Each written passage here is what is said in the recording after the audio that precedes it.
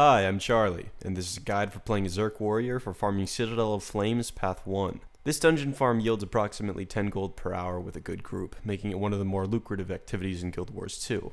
The party composition for this farm is 4 Zerk Warriors and 1 Mesmer. The general strategy for the run is for the Warriors to maximize their damage output in order to kill enemies quickly. The primary need for the Mesmer is to use Time Warp, which further speeds up the boss fights, although the Mesmer has other responsibilities as well. Let's get started with the armor for the Zerk Warrior. The name Zerk Warrior refers to a warrior, or any profession for that matter, that wears full Berserker's gear. The upside to this gear is that a player can deal incredible damage by maxing out power, precision, and critical damage. The downside to this gear is that the player is left vulnerable to damage due to lack of toughness and vitality. This weakness in survivability is overcome in the CoF Path 1 farm simply by killing enemies faster than they can kill you. I personally crafted my armor, although there are a number of ways to obtain Berserker's armor, such as dungeons or the trading post. On each piece of armor, apply a ruby orb. While other upgrade components are applicable here, I recommend ruby orbs for maximum damage, and therefore the fastest runs. Ideally, your trinkets will all be Ascended Berserker's gear with gilded infusions, but realistically you'll start with exotic Berserker's gear. On each trinket, apply an exquisite ruby jewel. Don't worry yourself about a back item. If you have a good one, great. If not, it's not a big deal. Your primary weapon set will be a greatsword, which should also have the Berserker's stats of power, precision, and critical damage. Since we're farming CoF, a superior Sigil of Smothering is a great damage booster. If you don't have one when you start farming, simply ignore the sigil for 5-10 runs, and you'll likely receive one as a drop. That's all of the gear required to farm CoF Path 1 as a Zerk Warrior, but once you start receiving enough CoF tokens, you should invest in Berserker's Axe and Warhorn, for reasons I'll cover in the walkthrough. Traits are always an area of dispute among players, but this setup is the best that I've seen in action. Without going into too much detail, this trait build increases damage significantly when Adrenaline is full, increases greatsword damage in general, and reduces greatsword skill cooldowns. I don't want to overload you with too much information, but once you get comfortable with the run, take a look at the build more in depth. You may discover a few minor things that you can exploit to speed up the run. I don't know about you, but I'm a little sick of all the build nonsense. Let's get into the game. Your first 2 utility skills will always start as for Great Justice and On My Mark. Your third utility skill will always be a banner. You'll need to coordinate with your team to figure out which one you're bringing. In Pugs, you'll see a variance in how many banners are brought. The absolutely necessary ones are Banner of Strength and Banner of Discipline. Banner of Defense and Banner of Tactics are useful, but not needed. Sometimes a group will bring Battle Standard, but in my opinion it's better for everyone to bring Signet of Rage as their elite.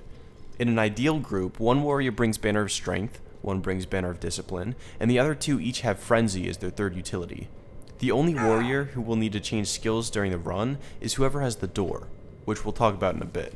When you first get into the dungeon, wait, I almost forgot about nourishment. You'll want to be using Omnom Berry bars and potions of Flame Legion slaying. The strength of the potion doesn't really matter. The ones that drop in the dungeon are perfectly fine, but I use the powerful ones just for the hell of it. Anyways, as I was saying, when you first get into the dungeon, make a slight left. One party member will go talk to the NPC, and the other 4 will head to the gate. If you're the player in the party talking to the NPC, then run down around the rocks like so to trigger the cutscene. Take advantage of your greatsword skills 3 and 5 for mobility.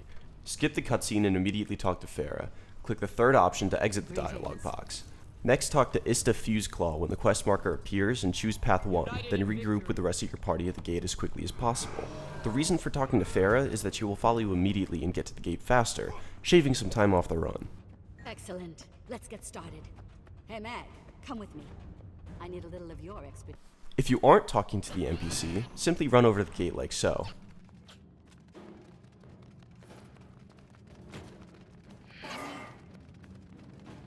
When you get to the gate, start hitting it. That's right, hit it. For some reason, attacking the gate will enter you into combat and build your adrenaline, which, if you remember from our traits, will boost our attack. Let's get started. Hey Mag, come with me. I need a little of your expertise. Oh, of course. Lead the way. Now we're ready for the first mobs. There are a few audio cues you can use to precast some of your skills. When Mag says, right, cast your Warhorn skills 4 and 5 if you have one for a little swiftness and vigor. Then switch to your greatsword. As soon as the gate opens, use for Great Justice to grant everyone might and fury. Dodge through the fireballs from the flame turrets and target one of the Godforged fanatics. The Mesmer will pull the fanatics into the wall by the right turret using Temporal Curtain. Your goal is to take out both fanatics and the right turret all at once. The reason for targeting a fanatic and not the turret is that you should use on my mark as soon as the fanatics get pulled, and you can't apply vulnerability to an object. Do your best to stay out of the firewalls here. If you or someone else goes down, don't res. They'll rally in a matter of seconds. You can get the most damage by using 100 blades and aiming whirlwind attack into the wall, then switching to an axe which has a higher auto attack damage than the greatsword. If you don't have an axe, it's not a big deal, just keep swinging that greatsword. Once those 3 things are dead, then run over to the other flame turret and use 100 blades. Then sprint towards the slave driver for the first boss fight. If you're responsible for a banner, place it between the slave driver and the wall. Just before the slave driver turns hostile, cast Signet of Rage. When he turns hostile, the Mesmer will knock him back into the wall and use Time Warp. Use for Great Justice and On My Mark as soon as they're recharged. Just like before, use Whirlwind attack into the wall and 100 blades. If you have an axe, switch to it after using 100 blades. Then switch back to your greatsword as soon as the weapon swap cooldown is recharged. While you're on your axe, use Cyclone Axe to apply additional vulnerability. This is the same boss fight without Time Warp to show you the difference in duration. The Mesmer's Time Warp may not be recharged from the final boss fight if you're running multiple runs quickly. Hold this entrance in case we need to retreat.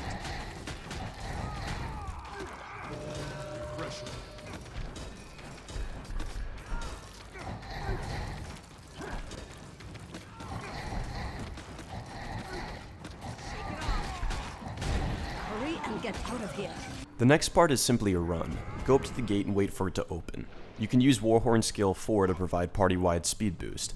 Then switch to your greatsword to take advantage of skills 3 and 5. Where's Priya Irontooth? If you hurry, you'll be witness to her death.